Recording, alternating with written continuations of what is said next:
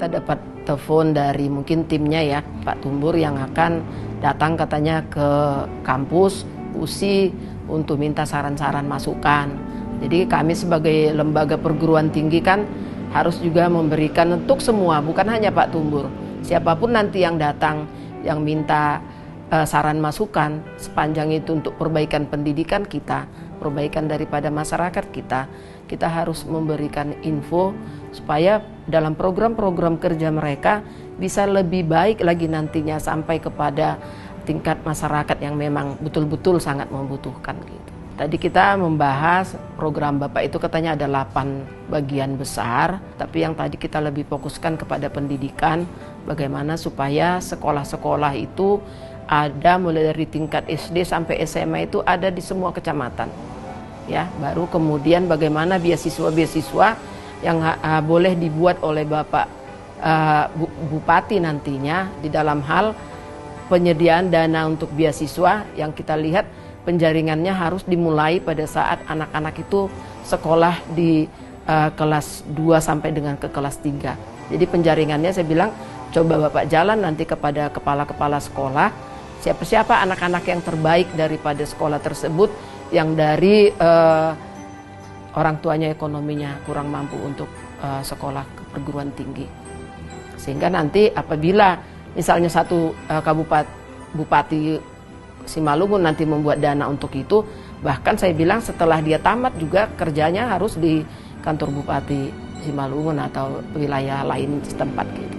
Kemudian juga dari bidang pertanian saya katakan supaya ada wilayah-wilayah yang ada di kecamatan yang ada di Kabupaten Simalungun itu dibuat memang ciri hasil tanaman gitu. Jadi nggak semua menanam jeruk semua sehingga akhirnya harga kan akan turun. Tapi ada wilayah-wilayah mungkin yang punya ciri produk sendiri dari pertanian.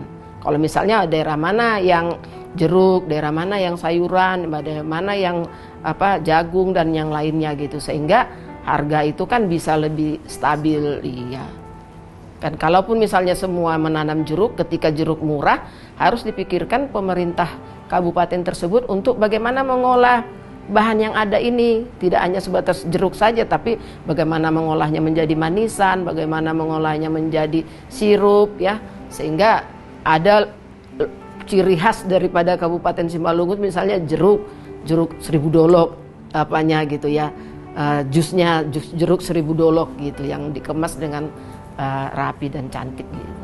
Kemudian juga Bapak itu membahas tentang pariwisata.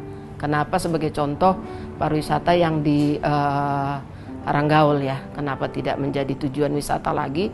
Kita bilang memang karena banyaknya kerambah di sana, sehingga orang yang mau untuk berwisata kan harus dia bermain di air, misalnya kapasitas permainan air. Cuman kita bilang jangan sampai mematikan usaha tambak yang di sana gitu. Petani keramba ikan itu boleh digeser ke tempat yang lain yang tidak dia misalnya memang bukan untuk tujuan wisata, kan hanya sekitar pantai Haranggaul itu saja. Dan kemudian saya bilang buatkan memang dia ciri khas Simalungun sebagai Kabupaten Simalungun.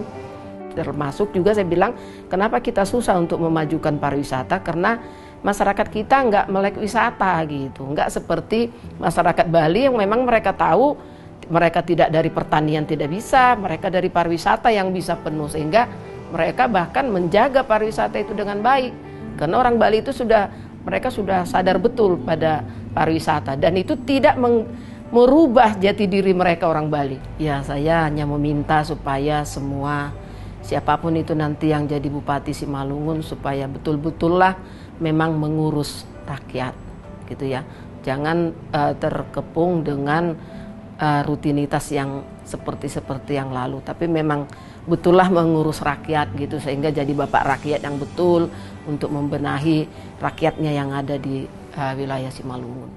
Masa kita sih sudah 74 tahun ya Indonesia merdeka, tapi Simalungun kan belum merdeka jalan ya, belum merdeka pendidikan gitu. Itulah harapan kita.